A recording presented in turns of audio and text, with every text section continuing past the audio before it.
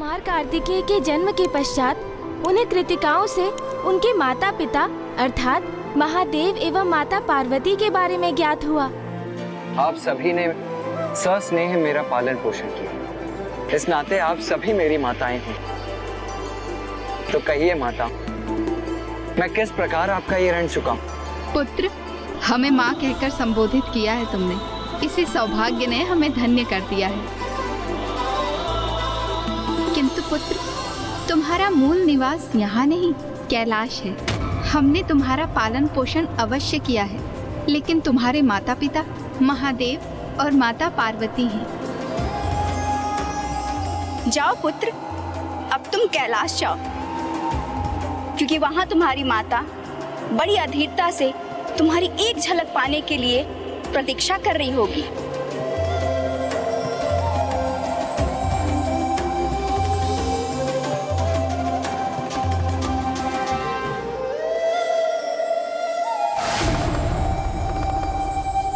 महादेव, माता पार्वती, कदाचित कृतिका देवियां कुमार का पग प्रदर्शन कर रही हैं, क्योंकि अब तक कुमार में महायोद्धा होने की कोई भी योग्यता हमें दिखाई नहीं दी। किंतु एक बार बस वो महादेव और माता पार्वती के पास कैलाश लौट आए, उसके पश्चात उन्हें तारकासुर का वध करने की वो संपूर्ण दक्षता भी प्राप्त हो जाएगी। क्यों देवगण, उचित कह रहा हूं ना मैं?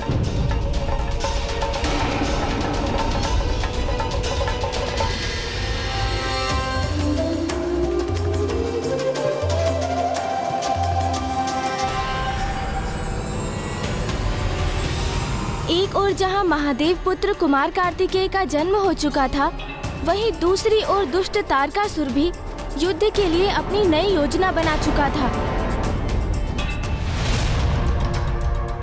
पंचा!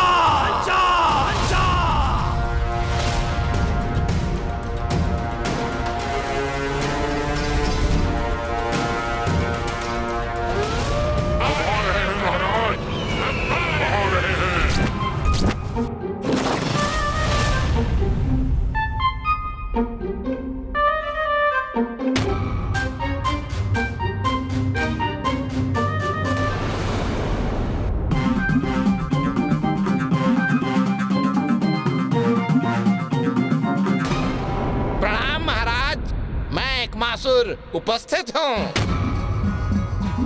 ये छोटा मोटा असुर महादेव पुत्र का वध करेगा?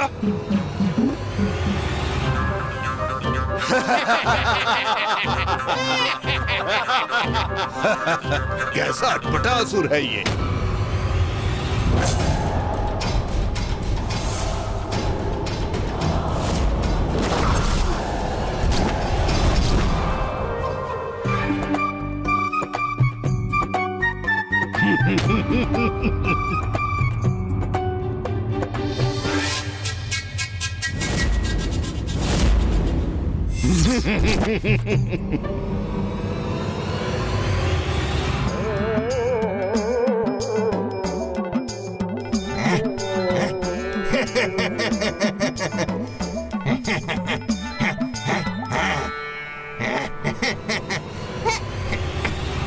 हम सब पुनः पीछे छूट गए और दुष्ट एक मासुर हम सबसे पहले पहुंच गया। अब वो सर्वप्रथम महाराज तक पहुंचने का श्रेय स्वयं ले लेगा और हम सब मुंह ताकते रह जाएंगे। पीछे हटो ना फिर। मुझे आगे जाने दो, शीघ्र पहुंचना है मुझे महाराज तक। आगे बढ़ो, अन्यथा मार्ग से हटाओ। मैं जाऊंगा, मैं जाऊंगा, मैं आगे जाऊंगा, मैं जाऊंगा।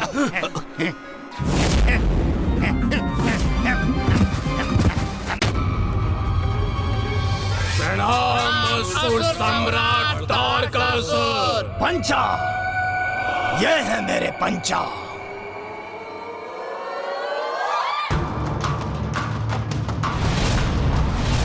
मृत्युदाता पंचा, विदूषक बनकर किसी का भी विश्वास अर्जित कर लेते हैं तो अपनी माया से उसे अंतहीन मृत्यु भी प्रदान कर सकते हैं। अट्टासुर, जो कार्य तुम नहीं संपन्न कर सके वो मेरे ये पंचा करेंगे। ये वध करेंगे उस महादेव पुत्र का।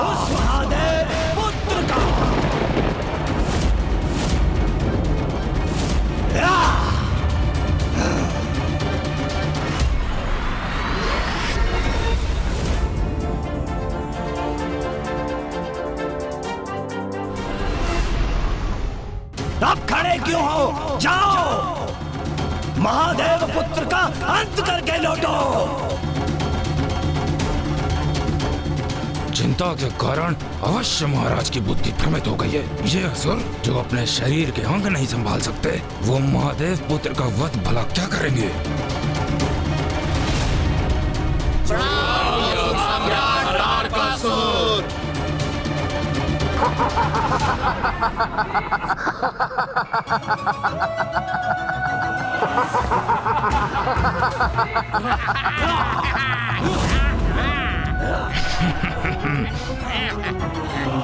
क्षमा कीजिए महाराज, किंतु ये वध करेंगे उन कुमार का?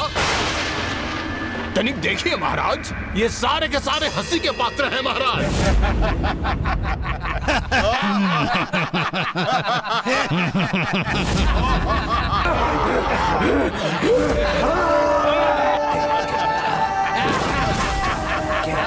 पंचा, बड़े दीर्घ और कठिन यात्रा पर जा रहे हो तुम, तो इसलिए कुछ भोजन तो आवश्यक है ना? जी महाराज, हम आपके इस उत्तम विचार से सहमत हैं। हम सब यही सोच रहे थे, क्यों न इस हास्यास्पद दुष्ट को अपना भोजन बना लें। हाँ? मुझे अपना भोजन बनाएंगे ये? तो उचित है। कदाचित इसे तुम्हें लेकर जितने भी संशय हैं वो सब शांत हो जाएंगे।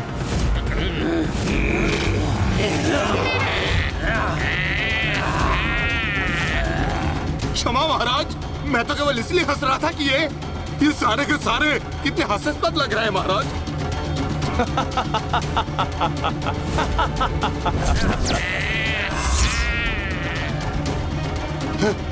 क्षमा।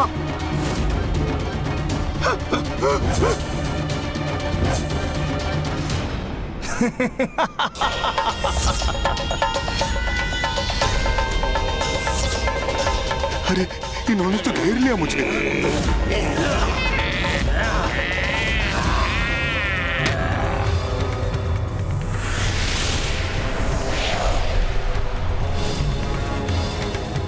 विचित्र है, मायावी है, भयंकर है ये पंचासुर।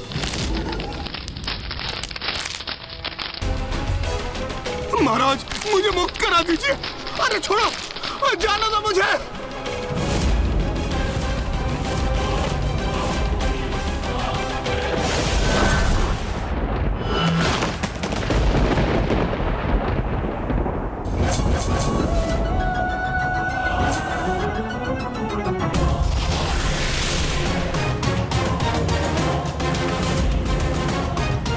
इनकी माया और दुष्टता धूर्त भी है और मायावी भी। इनसे पार पाना तो किसी के लिए भी कठिन होगा, कदाचित महादेव पुत्र के लिए भी। इधर तारकासुर ने पंचासुर को विदा किया और उधर कुमार कार्तिकेय कैलाश की ओर बढ़ते हुए अपनी प्रथम चुनौती और परीक्षा का सामना करने वाले थे। ये वो परीक्षा थी जिससे ये निर्णय होने वाला था कि उनके सामर्थ्य को लेकर जो चिंता देवताओं को थी वो उचित थी अथवा नहीं। अर्थात कुमार कार्तिकेय के लिए जो प्रतीक्षा देवताओं ने की थी वो उचित थी अथवा नहीं।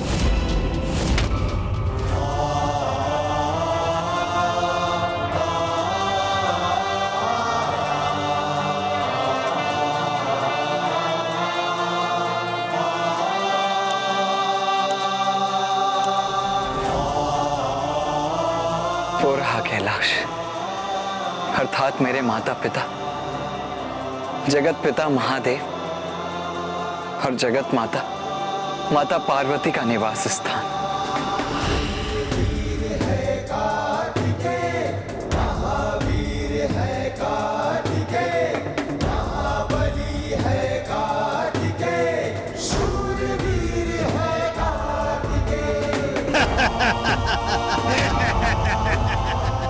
सब दोष तुम्हारा है मूर्ख। मुझे मूर्ख बोल रहा है? मुझे? अपना दोष मुझ पर बन रहे हो। तुम्हारे कारण ही भटके हम। कौन है ये? चलो हटो, अधिक मत बोलो। भूल तुम्हारी है और भुगतू मैं। अरे हम तुम्हारे ही कारण भटके हैं। रुक जाइए आप सब। मछली जाल में फंस गई है।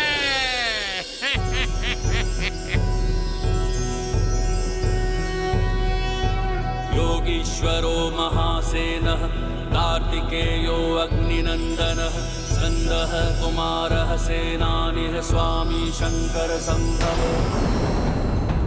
अच्छा, ये है महादेव के पुत्र कुमार। कितने तेजस्वी हैं ये कुमार। इस बालक कुमार को तो अपने जाल में फंसाकर इसका अंत करना तो बहुत सरल कार्य है मेरे लिए।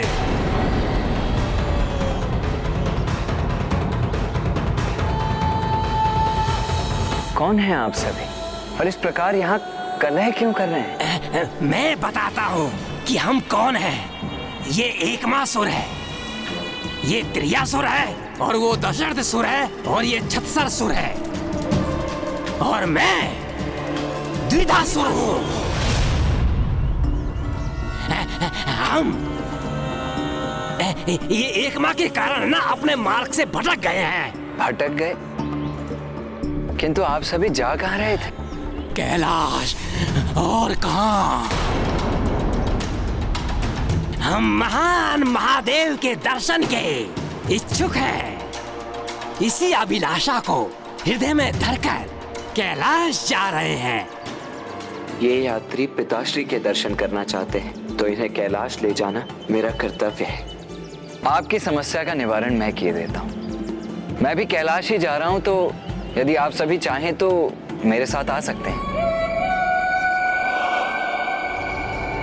ये कौन मूर्ख है और उसकी सहायता क्यों कर रहे हैं कुमार?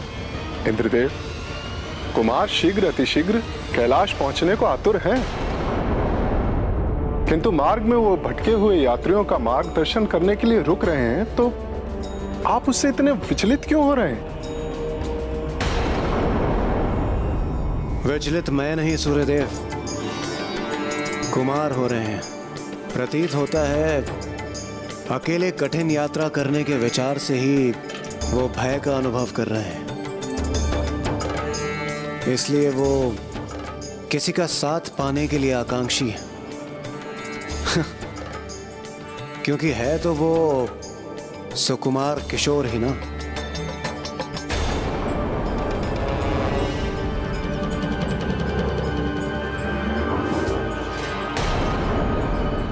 अरे वाह, नेकी और वो भी पूछ पूछ।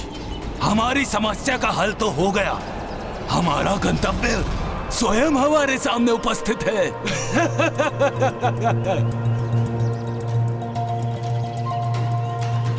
आइए।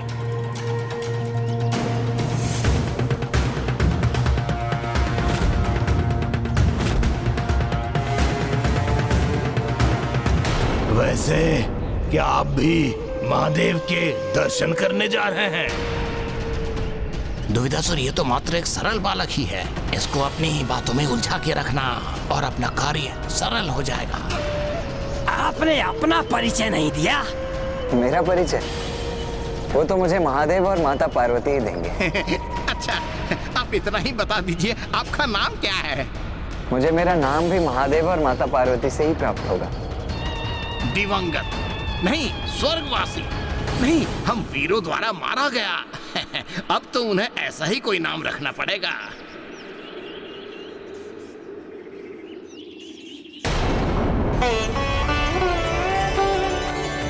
माँ, पिताश्री, मैं आपके दर्शनों के लिए अत्यंत अधीर हूँ।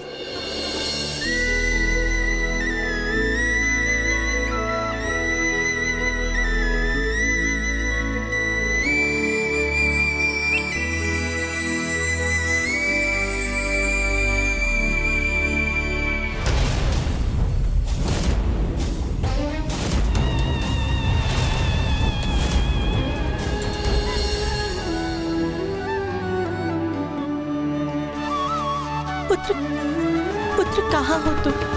मेरे नेत्र कब से तुम्हें देखने के लिए अधीर हो रहे हैं। शीघ्र आ जाओ पुत्र, मुझे तुम्हारी बहुत चिंता हो रही है।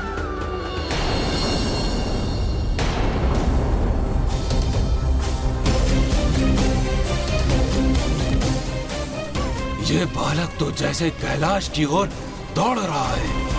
हम जिस कार्य के लिए आए हैं वो करने का कदाचित यही उपयुक्त समय है।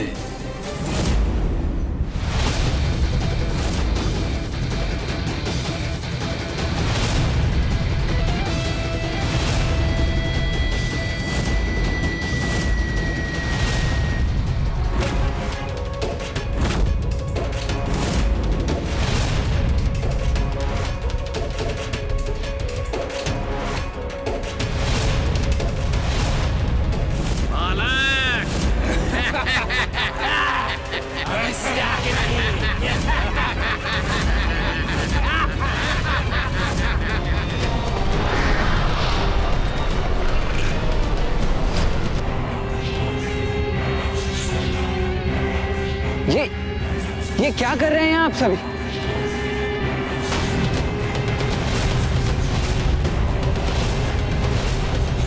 ये क्या? इन असुरों ने तो कुमार को बंदी बना लिया। कौन है ये मायावी और कैसा छल है ये? मुझे तो इतने अंधकार में कुछ दिखाई भी नहीं दे रहा। ये कैसा अप्रिय आभास हो रहा है मुझे, जैसे मेरी श्वास ही बाधित हो रही हो।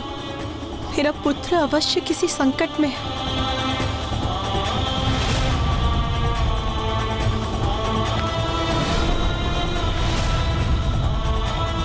नाथ, हमारा पुत्र संकट में। एक माँ की ही अंतर्दृष्टि इतनी सशक्त होती है कि दूर होकर भी उसे उसकी संतान पर आए संकट का भान हो जाता है और उसका हृदय व्याकुल हो उठता है।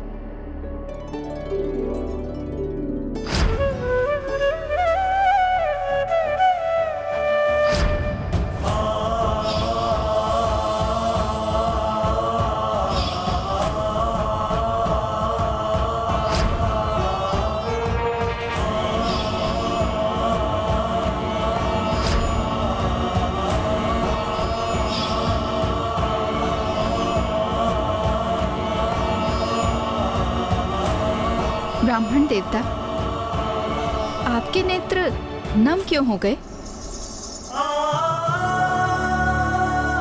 कितना अद्भुत स्नेह संबंध होता है ना एक माता और पुत्र का। माता पार्वती की तो उनके पुत्र से भेंट तक नहीं हुई थी, किंतु जैसे ही कुमार पर संकट छाया माता को उसका आभास हो गया। हाँ, संतान के प्रति माता का अनुपम प्रेम तो संपूर्ण प्रकृति में सबसे अनूठा है। उन पंचा असुरों ने कुमार कार्तिकेय को वहीं रखा जहां वो चाहते थे, अपने बंधन में। किंतु माता पार्वती और महादेव भी इस घटना से अनभिज्ञ नहीं थे। तब तो अवश्य महादेव का क्रोध जागृत हुआ होगा। वो चाहते तो अपनी क्रोधाग्नि से क्षण भर में पंचासुरों को भस्म कर देते, है ना ब्राह्मण देवता? तो फिर क्या किया महादेव ने? कुछ उन्होंने कुछ नहीं किया।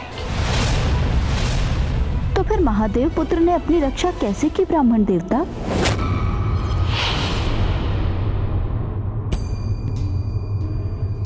मुझे ज्ञात है पार्वती, तारकासुर के असुरों ने हमारे पुत्र को अपने बंधन में बांध लिया है।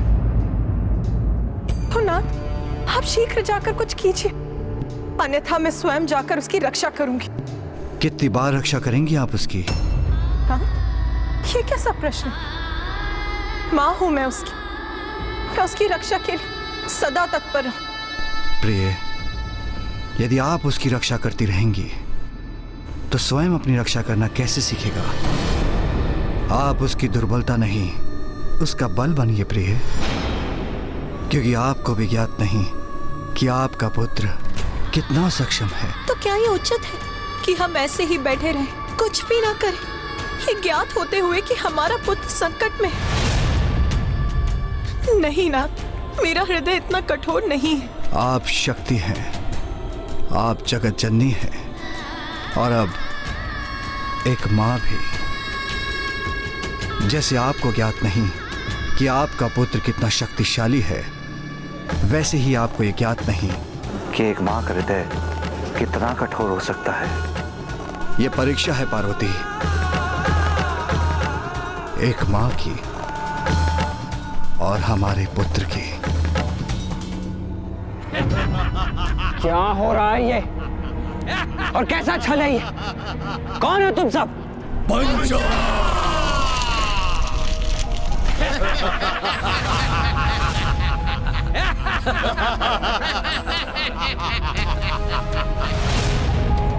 मुझे यहाँ क्यों फंसाया है तुम लोगों ने?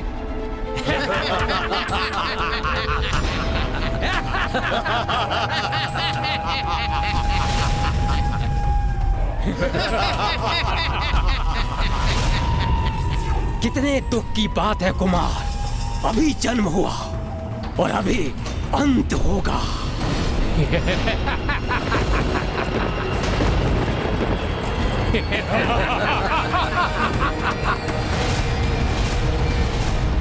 मुझसे क्या शत्रुता है तुम्हारी?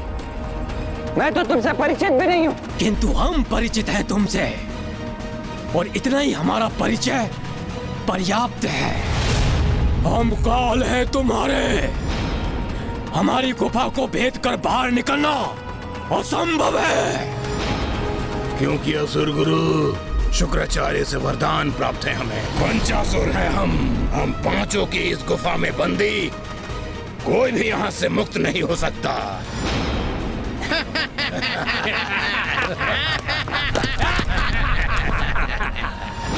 ये हो क्या रहा है?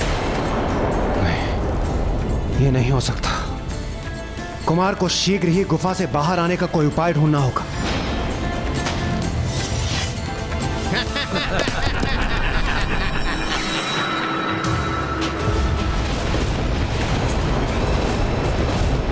शांत हो जाइए पार्वती, शांत हो जाइए। अपनी अधीरता का परित्याग कर अपने भीतर विश्वास जागृत कीजिए। हमारा पुत्र स्वयं उस मायावी गुफा से बाहर आकर अपनी अपार सामर्थ्य का प्रमाण देगा।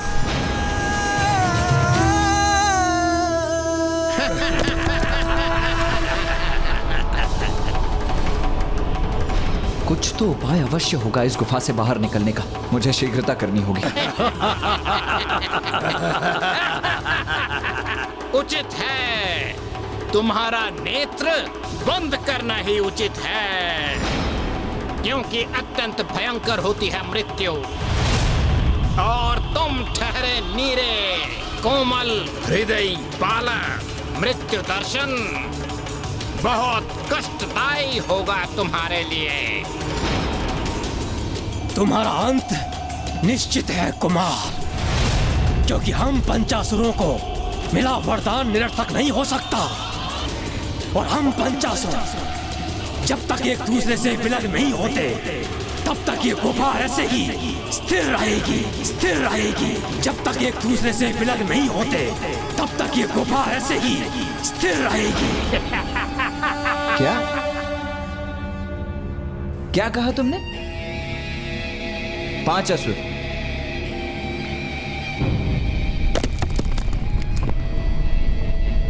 किंतु तुम 5 कहां हो? तुम तो 4 ही हो।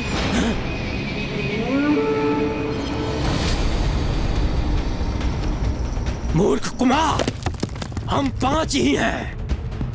नहीं नहीं, असत्य कह रहे हो तुम। मिथ्या है तुम्हारे वचन। तुम तो चार ही हो। हम मिथ्या कह रहे हैं? क्यों कहेंगे हम मिथ्या? असत्य तो तुम कह रहे हो, और सत्य ये है कि हम 4 नहीं 5 हैं। 5। मिथ्या वचन कहने वाले असुरों का तनिक भी विश्वास नहीं है मुझे ज्ञात है। मैंने गिना था तुम्हें। तुम 4 ही हो, अन्यथा प्रमाणित करो अपनी संख्या। मूर्ख बालक, हमें मिथ्यावादी बुला रहे हो तुम?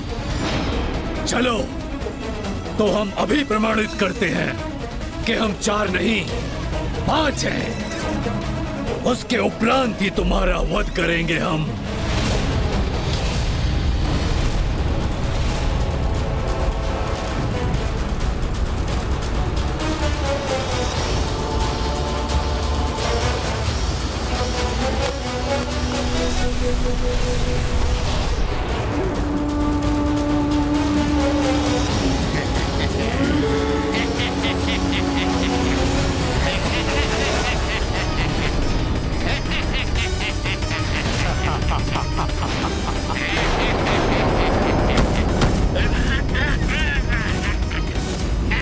छोड़ो मुझे।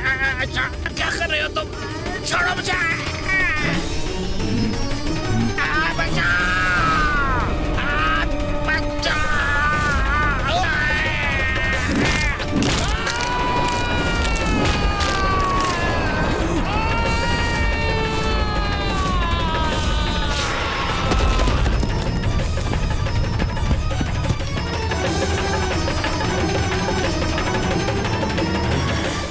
लो, वरदान तो तुम 5 को प्राप्त हुआ था ना, किंतु अब तो मात्र 4 ही रह गए हैं। और तुम 4 एक साथ आकर गुफा का निर्माण नहीं कर सकते।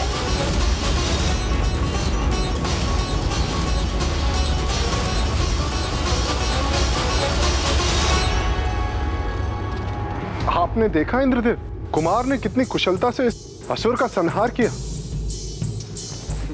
अब तो आपको विश्वास हो गया ना कि इसी प्रकार वो तारकासुर का भी सर्वनाश करेंगे। अभी तो केवल एक ही तुच्छ असुर का अंत किया है कुमार ने। अभी भी 4 असुर शेष हैं, जो कि मुझे बहुत ही क्रोधित प्रतीत हो रहे हैं, जो अपने मृत मित्र का प्रतिशोध लेने के लिए तत्पर हैं। जबकि कुमार के पास न कोई शस्त्र और ना ही हमारी भांति कोई अनुभव।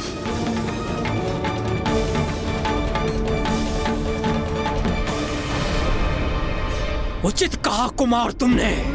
हम 4 गुफा का निर्माण नहीं कर सकते, किंतु हम भी दिखाएंगे कि हम 4 क्या कर सकते हैं।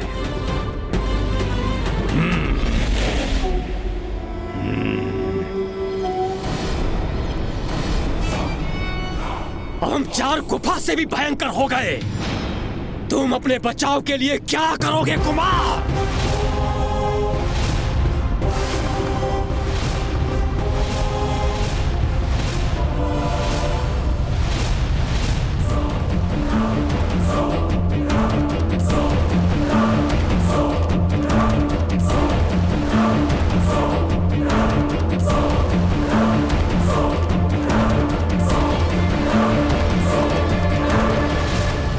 स्वामी, कोई आयुध नहीं है मेरे पुत्र के पास, और उन असुरों के 8 हाथों में 8 घातक आयुध।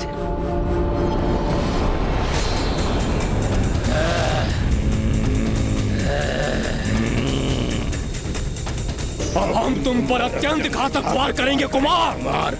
अंत तो तुम्हारा निश्चित है।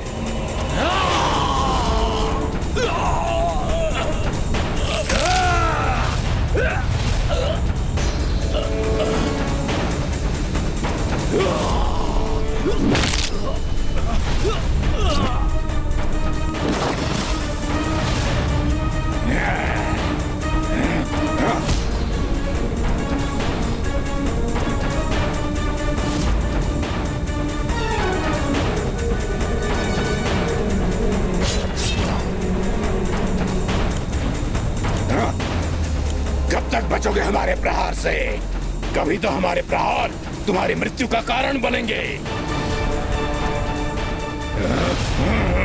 मुझे ध्यान से देखकर वार करना होगा इन पर।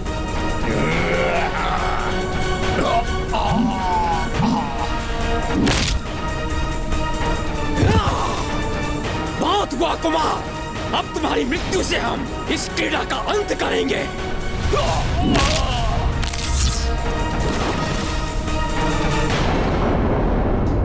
योद्धा कभी आयु रोहित नहीं होता पार्वती,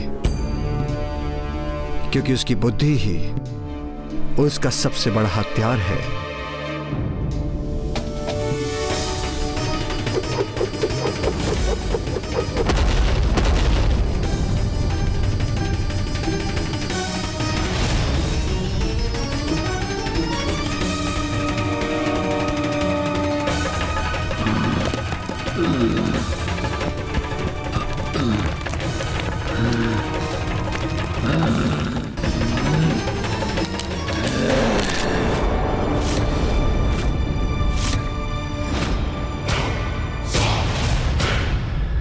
कैलाश जाना है तो हम पहुंचाएंगे, किंतु जीवित नहीं, मृत।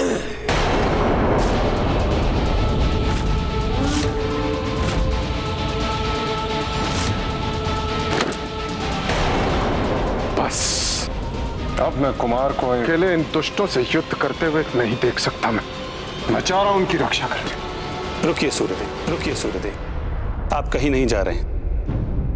प्रणाम नारायण।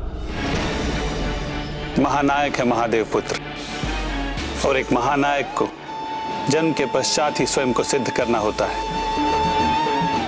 ये कुमार की परीक्षा है। अपनी योग्यता सिद्ध करने की आवश्यकता उन्हें है जिन्हें कुमार की क्षमता पर विश्वास नहीं।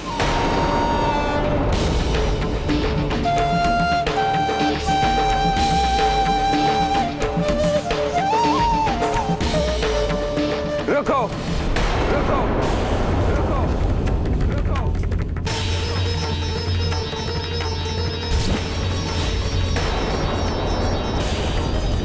एक साथ मुझे जकड़ने का प्रयास कितना कठिन हो रहा है तुम लोगों के लिए।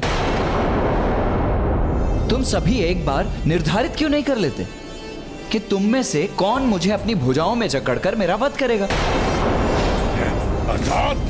अरे इतना अनिश्चय जो है तुम्हारे मध्य में, कौन मुझे पकड़ेगा, कौन मेरा वध करेगा, ये निश्चित ही नहीं है। यदि तुम मुझे पकड़ने में सफल हो भी जाते हो तो तुम में से कौन मेरा वध करेगा, ये ज्ञात भी है तुम्हें, क्योंकि मुझे अपना आहार तो तुम में से कोई एक ही बना सकता है ना, और वो अधिकार तो उसी का होता है जो सबसे अग्रणी हो और समूह का नायक हो। तो सर्वप्रथम ये निर्धारित कर लो कि तुम में से यहां नेतृत्व कौन कर रहा है।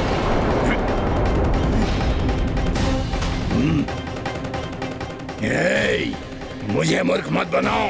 तुम अपने शब्दों के ब्रह्मजाल में हमें फंसाने का प्रयास कर रहे हो, किंतु इस बार तुम्हारी इस चाल से हम भटकने वाले नहीं हैं। अरे नहीं नहीं, मैं फंसा कहाँ रहा हूँ। मैं तो बस इतना कह रहा हूँ कि अपना नेतृत्व निर्धारित कर लो, जिससे भविष्य में कोई दुविधा ना हो और सब कुछ स्पष्ट रहे। इसमें निर्णय क्या लेना है? इस समूह का नायक मैं हूँ।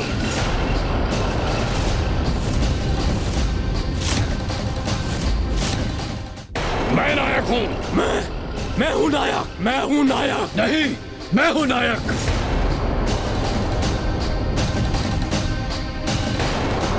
नायक मैं हूँ। मैं हूँ। मैं हूँ नायक। मैं हूँ नायक। मैं हूँ नायक। मैं हूँ नायक। अच्छा अच्छा, ठीक है, शांति शांति शांति शांति। पूर्ण अनिश्चय की स्थिति है तुम्हारे मध्य में। अरे सर्वप्रथम ये निश्चित तो कर लो कि कौन है नायक और कौन मेरा वध करेगा। तब तक मैं थोड़ा विश्राम कर लेता हूं। मैं हूं नायक। एक मासुर तो रहा नहीं, द्विधासुर तो मैं हूं ना, तो नायक मैं हूं ना। क्यों? तुम क्यों हो गए हमारे नायक? हमारे समूह में सबसे बलशाली मैं हूँ, इसलिए इस समूह का अग्रणी मैं ही रहूंगा। कैसा नरकल प्रलाप है ये? बुद्धि तो सर्वाधिक मेरी कुशाग्र है, तो नायक तो मैं ही रहूंगा ना। शांत हो जाओ तुम सभी। मैं नायक हूँ क्योंकि तुम सबसे ज्यादा शक्तिशाली मैं हूँ। मेरी शक्ति के सामने तुम लोग नहीं टिक सकते, इसलिए तुम्हें मेरा नेतृत्व स्वीकार करना होगा। शक्तिशाली तुम नहीं, मैं हूँ।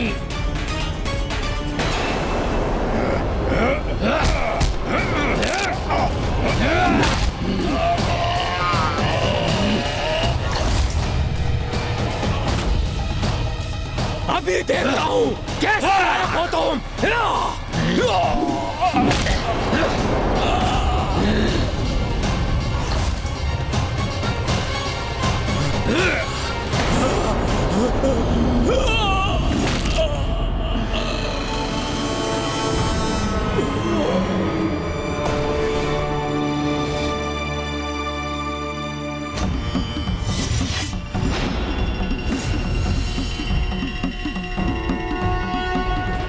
यही चाहते थे ना तुम कि हम सब आपस में लड़कर एक दूसरे का वध कर डालें, किंतु ये दुर्भाग्य है तुम्हारा कि अभी मैं शेष हूं।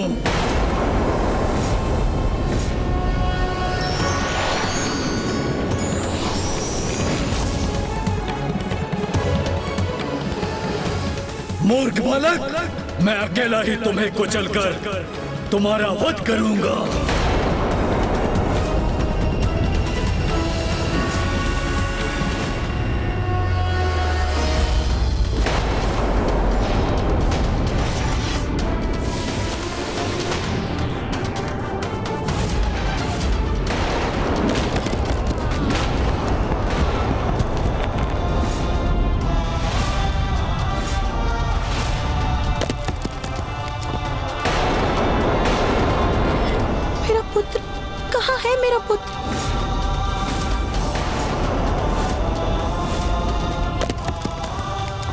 कहीं इस असुर के वध करने के प्रयास में मेरे पुत्र पर ही कोई संकट तो नहीं आ गया? कहाँ गया वो?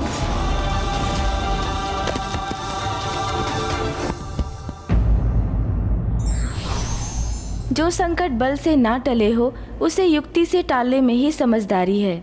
विघ्नहर्ता श्री गणेश के अद्भुत शक्तियों से भरे वीडियोस देखने के लिए चैनल को सब्सक्राइब करना न भूलें और साथ ही बेल आइकॉन भी दबाएं।